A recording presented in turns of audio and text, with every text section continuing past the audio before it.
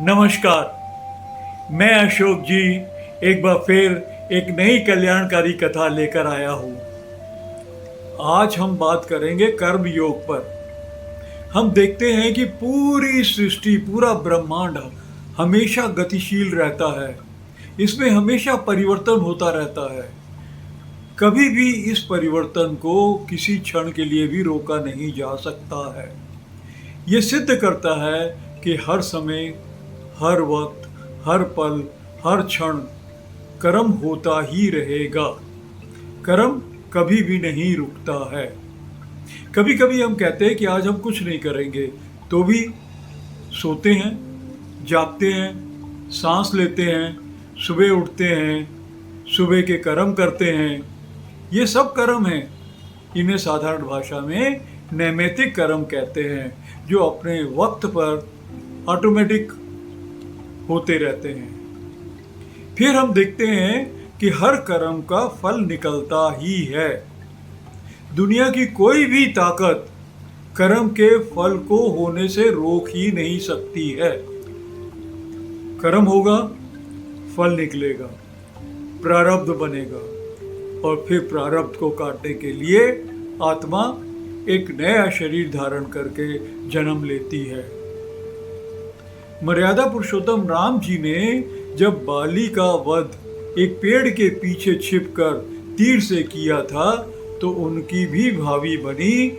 और जब भगवान इंद्र ने कृष्ण भगवान का अवतार लेकर धरती पे जन्म लिया, तो उनके शरीर का अंत भी एक शिकारी के तीर लगने से हुई थी। अगर हम गुरु शरण में जाकर ज्ञान स्वरूप कर्म करते हैं, तो कर्म भावी बनने से रुक सकता है। गुरु हमें ज्ञान से सिखाता है कि मैं शरीर नहीं, आत्मा हूं। हम देखते हैं कि कोई कर्म कैसे होता है। पहले विचार मन में आते हैं, फिर इच्छा शक्ति फोर्स करती है कि उस इच्छा को कार्यान्वित किया जाए। फिर मस्तिष्क शरीर को आदेश देता है कि उस कर्म को पूरा करे। और गुरु ने हमें सिखाया है कि मैं शरीर नहीं, मैं तो आत्मा हूं। हम सबको चलाने वाला निराकार या परमात्मा ही है। परमात्मा आत्म स्वरूप में हमारे शरीर के अंदर पहले ही विराजमान है। आत्मा तो कोई काम करती नहीं है। काम तो शरीर ने किया, और मैं शरीर नहीं हूँ। इसका मतलब गुरु हमें सिखाता है कि मैं करता नहीं, मैं दृष्टा हूँ, मैं देखने वाला हूँ कि कर्म हो रहा है। जब मर्यादा पुरुषोत्तम श्री रामचंद्र जी लंका में विजय प्राप्त करके वापस अयोध्या आते हैं, तो उनकी माता कौशल्या बड़े प्यार से कहती है, तो हे राम, तूने रावण का अंत कर दिया।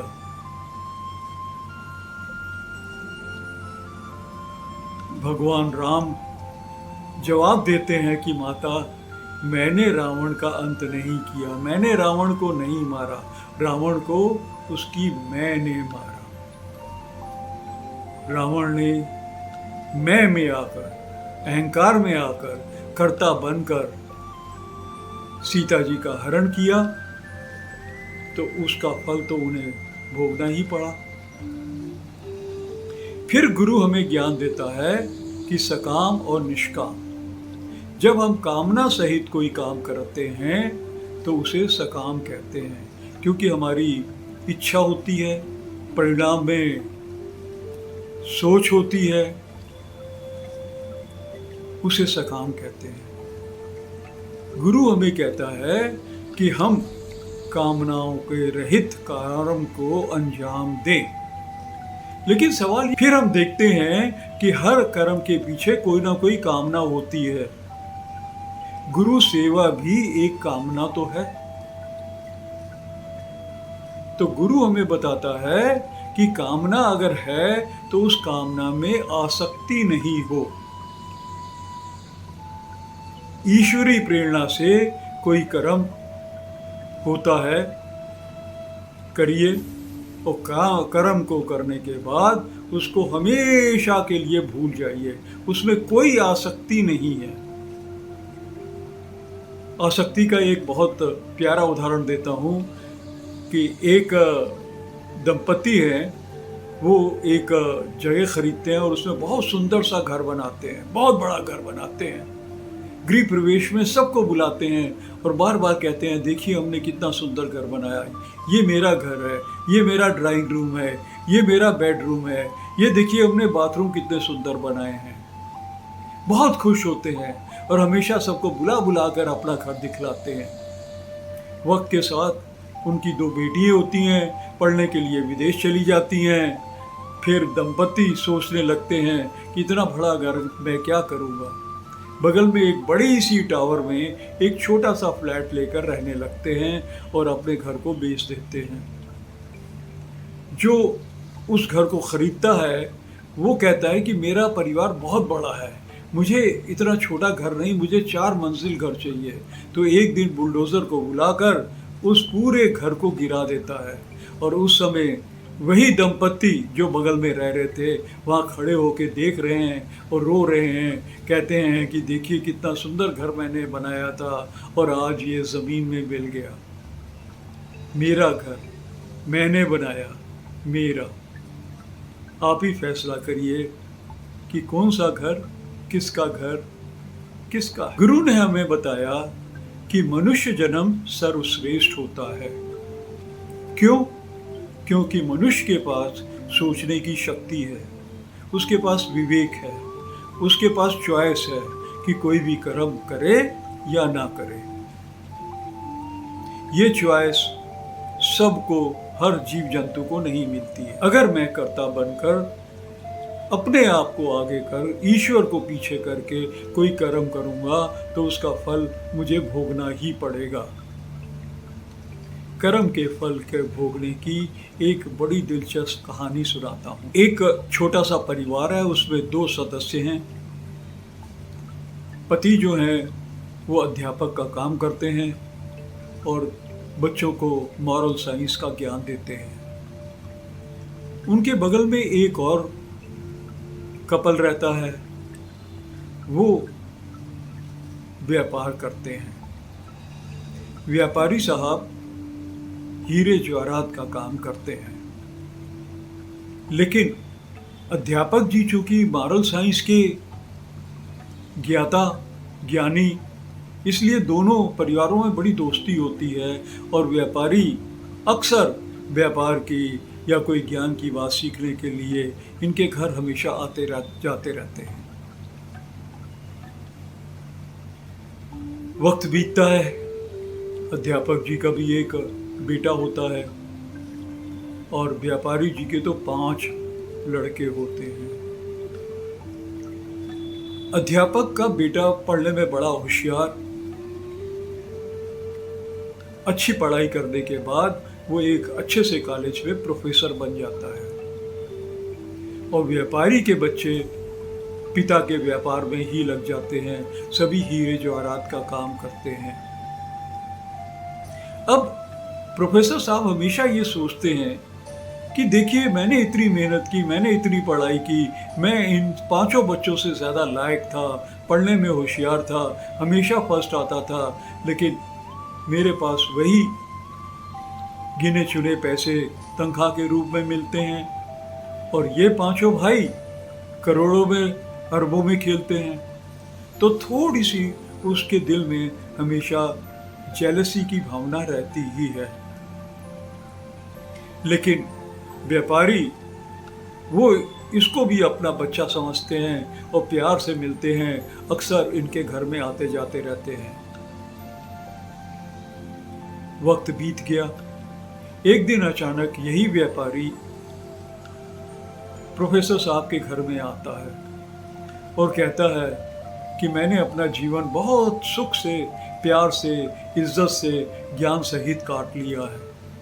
अब मैंने एक तीर्थ स्थान पे एक छोटा सा घर बना लिया है और वहाँ पर रहने के लिए सारी सुख सुविधा उपलब्ध करा दी है। और मैंने सारा पैसा जो है वो 5 बच्चों में बांट दिया है। अब मैं बिल्कुल फ्री हो गया हूँ और मैं तीर्थ स्थान में जाकर अपना बाकी का जीवन काटूंगा। प्रोफेसर साहब कहते हैं कि आपने जिंदगी भर कमाया हुआ सारा पैसा अपने बच्चों में बांट दिया। तो व्यापारी साहब कहते हैं कि तुम्हारे पिताजी ने ही मुझे सिखाया था कि अपनी सुरक्षा स्वयं करो। तो हमने एक जूता बनवाया है, उसका तला सोल हटा सकता हूँ, उसके अंदर मैंने अपने जीवन को चलाने के लिए हीरे जवाहरात छिपा कर रख लिए हैं। प्रोफेसर साहब कहता है देखिए इनके पास अभी भी इतने रुपए। प्रोफेसर साहब कहते हैं कि अब आप जा रहे हैं अंकल, तो आप जाने से पहले आज खाना हमारे यहाँ खाएंगे।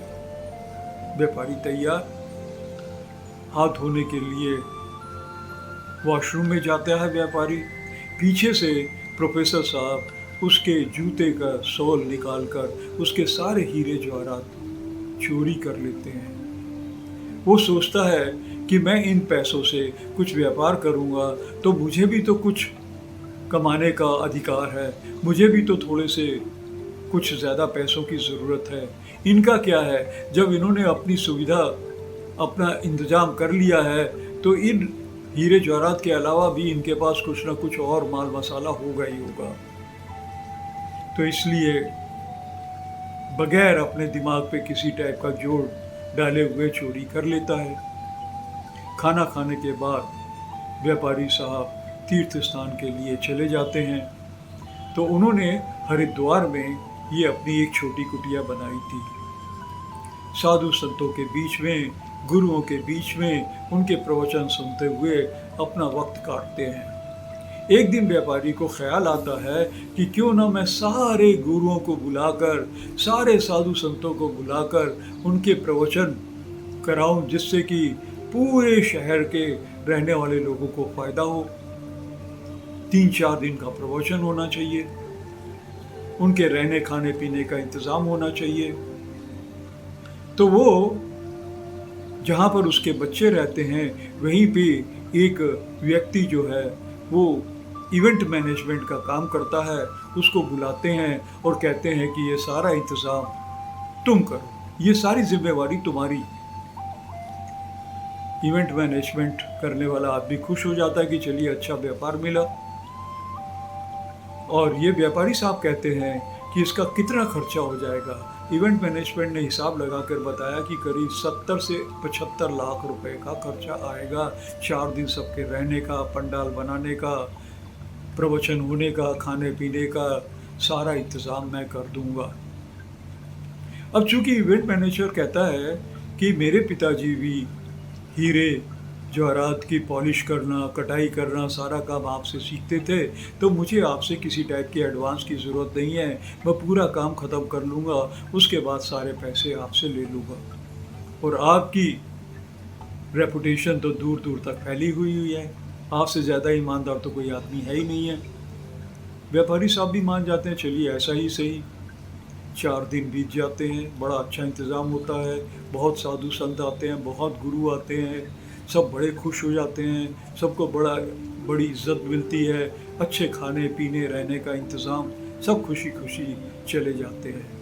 तब इवेंट मैनेजर का फ़ोन आता है कि व्यापारी साहब क्या कल मैं आकर पैसा ले सकता हूँ? व्यापारी कहता है बिल्कुल आइए, आपके पैसे मैंने सुरक्षित रखे हुए हैं। अपने जूते को उठाता है, उसका सोल निकालता है तो देखता है सोल के अंदर कुछ भी नहीं। उसको काटो तो खून नहीं। मैं इतनी बड़ी बेइज्जती कैसे सह कर पाऊंगा? इतने सालों के बाद मैं अपने बच्चों से उधार नहीं मांग सकता। सवेरे जब स्नान करने के लिए नदी में जाते हैं तो वहीं पे अपने आप को डुबोकर अपने शरीर का अंत कर देते हैं। इवेंट मैनेजर जब पैसे लेने के लिए आता है, उसे पता लगता है कि व्यापारी साहब का तो शरीर शांत हो चुका है। बहुत दुखी, ये क्या करूं? मेरे ऊपर इतना कर्जा, मेरे ऊपर इतना कर्जा, कैसे सबका भुगतान करूंगा? लेकिन हिम्मत धारते हुए बैंक जाता है, लोन लेता है, कर्जा लेता है और अपने काम को फिर से चलाने लगता है। हालांकि बैंक लोन पे उसे काफ़ी ब्याज देना पड़ता है, लेकिन फिर भी किसी तरीके से अपने खर्चों में कटौती करते हुए अपनी जीविका को चलाता है। अब इधर से प्रोफेसर साहब का भी एक लड़का होता है और उसमें दादा के सारे गुण और संस्कार होते हैं। बचपन से ही उसकी इच्छा हमेशा दूसरों की सेवा करने की होती है। स्कूल में भी वो अक्सर जो उसके पास थोड़े बहुत पैसे होते हैं वो खर्च करके सबके लिए किताबें, कापियाँ जिसकी ज़रूरत होती है वो खरीद के दे देता है। कोई बीमार पड़ जाए उसे हॉस्पिटल ले जाता है, उसकी दवाइयों का खर्च करता है। तो बड़े ही नेक काम में हमेशा लगा रहता है। इसी तरीके से धीरे धीरे धीरे धीरे धीरे धीरे वो बड़ा होता है और देखता है कि उसके पिताजी ने एक अच्छी आरओ पानी भरने की फैक्ट्री लगाई हुई है और बॉटलिंग का काम करते हैं। काफ़ी कैश सेल होती है, काफ़ी पैसे घर में हमेशा आते रहते हैं।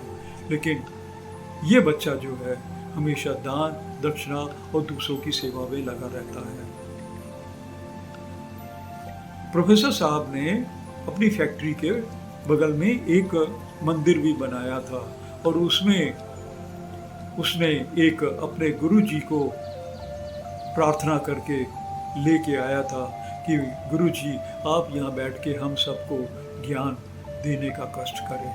गुरुजी मान जाते हैं और वहीं पर रहने के लिए आ जाते हैं। एक दिन उस शहर में महामारी फैल जाती है। इतनी महामारी तेजी से फैलती है कि सारे कर्म, सारे काम, सारे बिजनेस बंद हो जाते हैं। इवेंट मैनेजर भी महसूस करता है कि अरे सारे काम ही बंद हो गए, उसकी दुकान बंद हो गई। बैंक लोन, घर का खर्चा, स्टाफ का खर्चा कहाँ से पूरा करेगा। महामारी भी लंबी चलती है, करीब 2 साल। 2 साल में ये बेचारा बिल्कुल पैसों से बहुत तंगी में आ जाता है और एक दिन उसे बैंक की नोटिस मिलती है कि कल तेरी फैक्ट्री का, तेरे जहाँ पे ऑफिस है उसकी नीलामी होगी और उसके पैसे से तुम्हारा कर्जा पूरा किया जाएगा। इवेंट मैनेजर बड़ा दुखी होता है कि कितने प्यार से उसने अपना ऑफिस बनाया था और इतने लोगों को काम दे रहा था, सब बगैर काम के हो जाएंगे और मैं भूखा मर जाऊंगा। उसका दिल करता है कि शरीर का अंत कर दे और रिले लाइन पे चल रहा है। तभी पीछे से दौड़ते हुए देख लेता था वही बच्चा जो हमेशा अच्छे कर्मों में लगा रहता है। वो देखता है कि एक अंकल अपनी जान दे रहे हैं, दौड़ के उनको खींच के बाहर निकाल देता है और कहता है अंकल आप मुझसे बड़े हैं, मैं आपको क्या बताऊं, जीवन का अंत किसी समस्या का हल नहीं होता है। फिर वो इवेंट मैनेजर बताता है कि उसके ऊपर करीब करीब 70-75 लाख रुपए का कर्जा है और उसका घर बार सारा नीलाम होने वाला है। तो वो उस स्थिति का सामना नहीं कर पाएगा, इसलिए अपने शरीर का अंत कर रहा है।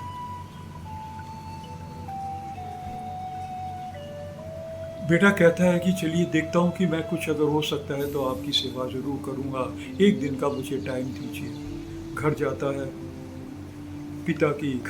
है, पिता की तिजोरी खोलता है और उसमें देखता है कि बहुत सारे पैसे रखे हुए हैं। शायद कुछ लंबा ऑर्डर मिला होगा, उसका एडवांस मिला होगा, सारी कैश उसमें पड़ी होती है। निकाल के पूरी गिनता है, उसमें 71,470 रुपये निकलते हैं।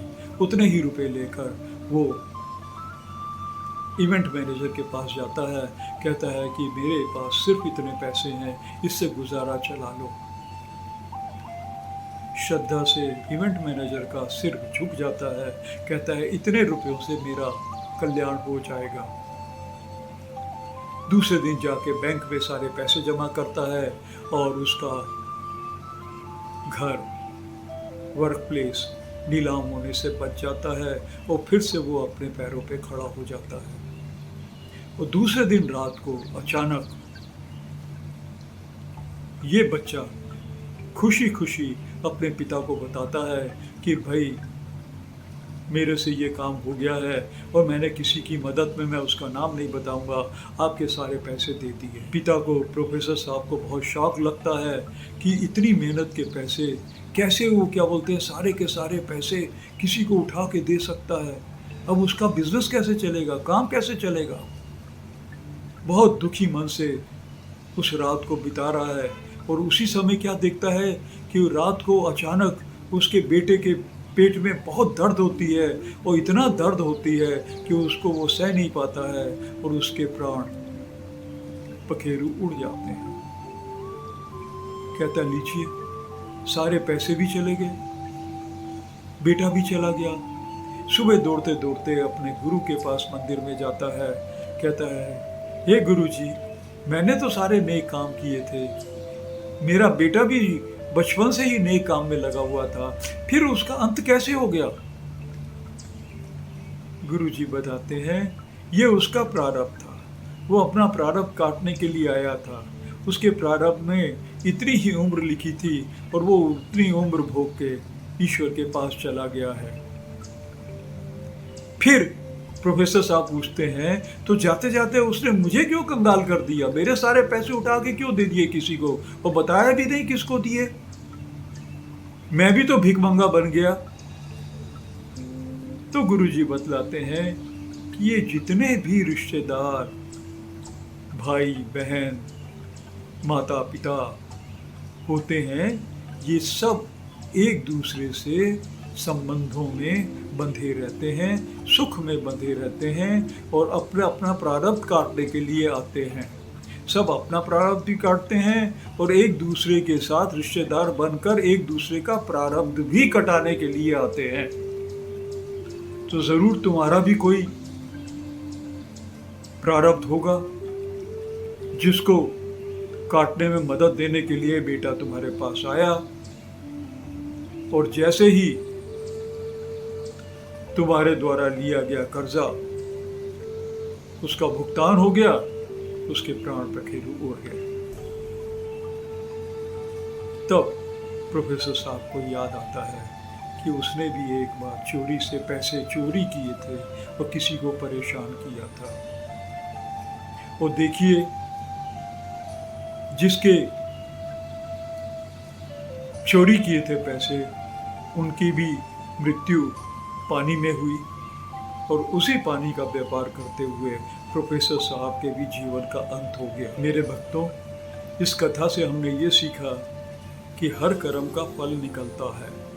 अगर हम गुरु की शरण में रहकर ज्ञान स्वरूप कर्म करते हैं तो बगैर दुखी सुखी हुए, बगैर द्वेष ईर्ष्या किए हुए, अपने जो पुराने जन्म के संचित कर्म हैं उनको काट लेते हैं और हमें किसी टाइप का कोई दुख और सुख नहीं मिलता है। राधा खुश होते हैं कि चलिए मेरे संचित कर्म कट गए, और गुरु के शरण में रहकर आगे अपने कर्म ईश्वरी इच्छा में करते हैं ताकि हमारी भावी ना बने और हम जीते जी मुक्त हो जाएं। मुक्ति का अर्थ है कि कोई सुख नहीं, कोई दुख नहीं, कोई ईर्ष्या नहीं, कोई द्वेष नहीं, कोई संस्कार नहीं,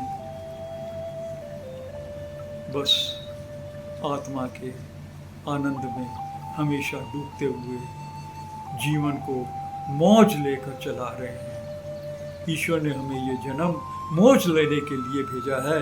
मौज लें और मौज लेते हुए एक दिन जब वक्त आ जाए, शरीर का हंसते हुए त्याग करें और प्रभु में विलीन हो जाए। नमस्कार।